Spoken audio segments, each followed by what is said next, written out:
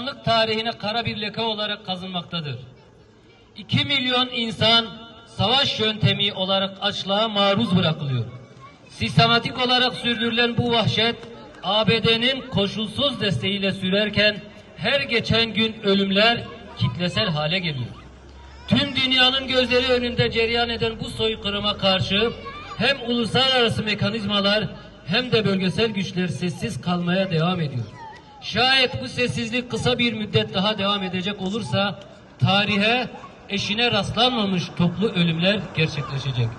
Denizden Vicdan, Madlen ve Hanzala gemileriyle insanlığın ortak vicdanını harekete geçirmeye çalışan irade, karadan da Mark to Gaza ve Sumut konvoyuyla aynı iradeyi ortaya koymuştu.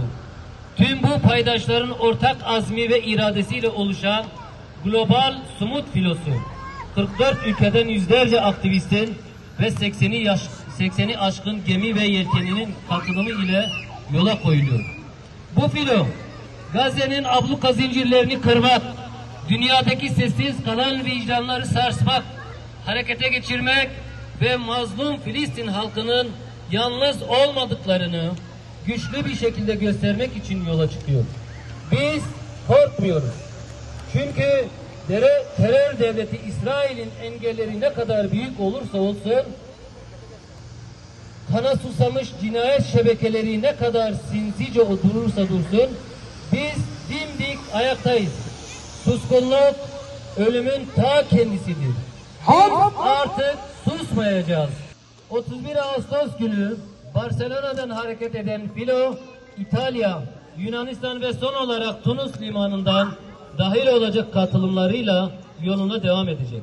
Hava şartlarının uygunluğuna göre 6 Eylül Pazar günü Tunus'tan hareket etmesi planlanan filo sadece insani yardım taşımayacak.